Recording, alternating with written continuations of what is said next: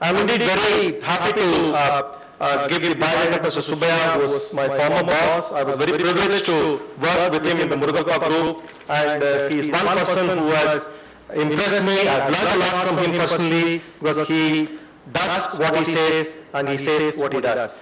Mr. Subbaiah needs really no introduction to the group in Chennai because they all know him from his days as head of the IIT. He has turned around companies in the Murugappa group, and he was also the former president of the CII's precursor, the Association of Indian Engineering Industries, and he has been involved in ever so many initiatives involving the business, industry, the charities, public good, and it's impossible to sort of read out the kind of value he has created to the city, the state, and the nation in terms of all his initiatives. He has been on the board of directors of various companies, and he has been the recipient of the GRD Tata Business Leadership Award in 2002 and the National HRD Award in 1988. The Murugappa Group family received the Distinguished Family Business Award in 2001 from the IMD Lausanne. Mr. Subbaiah, post his so-called retirement, is extremely busy educating the world on how family business should run. He has done his postdoctoral studies from Harvard Business School and Kellogg Business School on Center for Family Enterprises. And he currently espouses the cause of family business. I have great pleasure in welcoming Mr. Subbaiah to this forum. May now follow on Sri Sainath to give his lecture.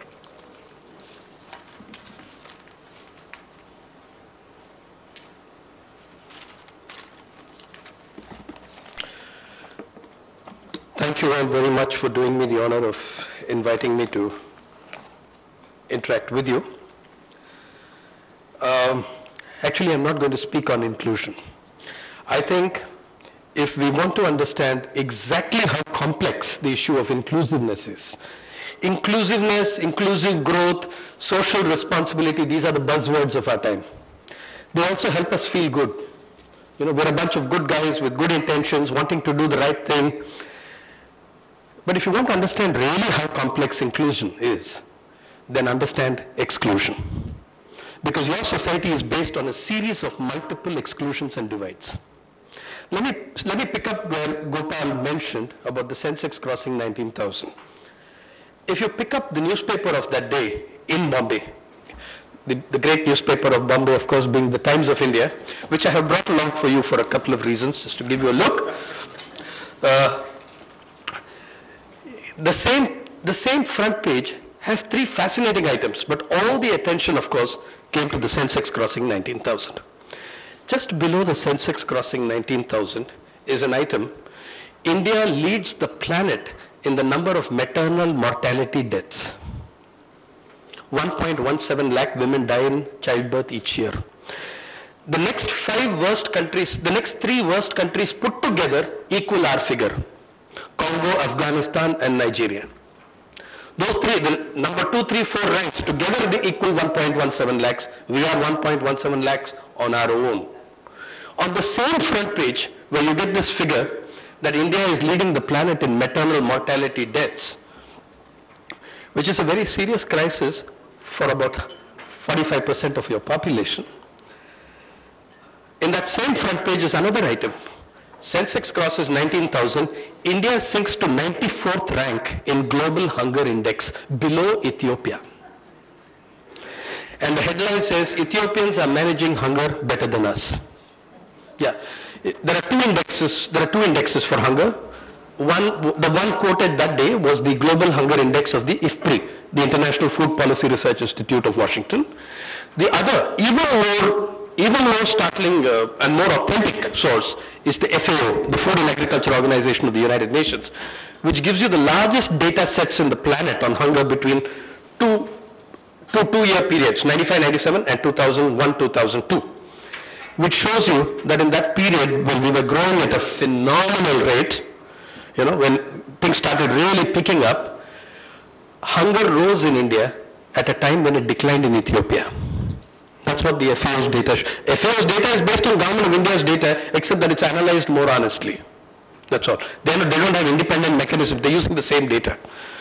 I am a data freak, if you like. I often describe myself as the world's leading authority on modern Indian fiction because I read more Government of India reports than anyone. So you have on the same front page, the Sensex crossing 19,000, India sinking to below Ethiopia. The only country worse than us in South Asia is Bangladesh, marginally. And you have maternal mortality rising in India, and you have the rate of decline. 2 days before that, rate of decline of infant deaths has slowed down as our economy has expanded. There was this, growth in itself, growth has to have a purpose. It has to have a character. Edward Abbey, the American environmentalist, put this very poignantly. He said, growth for the sake of growth is the ideology of the cancer cell. It grows for the sake of growing, and it doesn't do you any damn good. Is there growth with justice? Is there growth through justice? Is there growth with equity? All these are issues that economists have debated for decades. Okay. So what sort of growth? By the way, does anyone know which was the fastest growing economy in the world in 2003? Afghanistan. You see, statistically the concept of growth itself is very questionable. If your growth the previous year was minus 30, as in the case of Afghanistan, then you build a couple of schools and add one hospital and the growth has multiplied many times over. So Afghanistan was actually the fastest growing economy in the world at 21% in 2003. Okay? So let's leave that aside. What is the but look at how we react to these different events. When the Sensex crossed 19,000, of course we were very happy and we all congratulated ourselves on an issue that affects less than 3% of Indian households. When the Sensex then took a slight dip, it lost 1,700 points. The finance minister was out in public countering, the panic and soothing and holding the hands of distraught millionaires and telling them not to cry and everything else. It struck me that India sinking to 94th on the global hunger index produced no such response from the government of India, any minister. Did any minister go out to respond to those hungry? Did any minister even make a statement saying that, look, this is disgraceful, we have fallen? It took 5 minutes for the Sensex fall to produce that reaction from the government. We still have not had a comment from the government of India on India ranking 94th in the hunger index. Because we're talking about a very different India. I no longer speak about a two-nation theory, I speak about a two-planet theory. We live in very, very, very, very different planets. You see, the idea of two central ideas I'm putting forward to you today, that we are building a particular kind of society. If you want to talk about inclusiveness is not just about minor modifications in our individual behavior. That's not it. That may be better behavior and it's desirable. It is not a solution to your problem. It's not even addressing the real problem.